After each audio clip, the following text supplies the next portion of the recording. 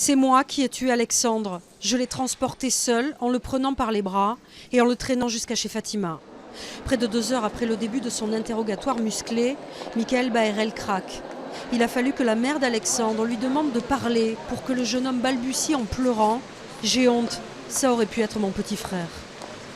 Jusqu'à présent, les remords qu'il nous avait donnés en début, on sentait bien que c'était quand même quelque chose de pas très très sincère. Hier, on a eu l'explication par les psychologues qui nous disaient que les remords qu'il avait, c'était pour lui avant de les avoir pour nous.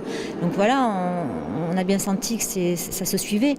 Aujourd'hui, j'ai vu, je dirais pas que j'ai vu un humain, parce que c'est un peu dur pour moi encore de dire ça, mais j'ai vu une part d'humanité et je l'en remercie chez M. Baherel.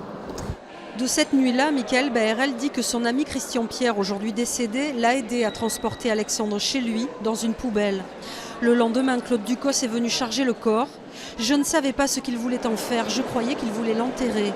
Mais aussitôt, Michael Baherel se referme devant ses contradictions. Le moment est passé. Il est encore dans les contradictions par rapport aux éléments du dossier, aux éléments matériels du dossier. Donc on attend beaucoup plus de lui.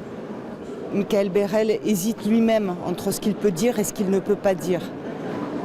Il est dans une dynamique de parole. Maintenant, il va falloir cadrer cette parole. La semaine prochaine, Claude Ducos devrait lui aussi être placé devant ses contradictions et ses dénégations. Mais la partie risque d'être beaucoup plus difficile pour le faire craquer.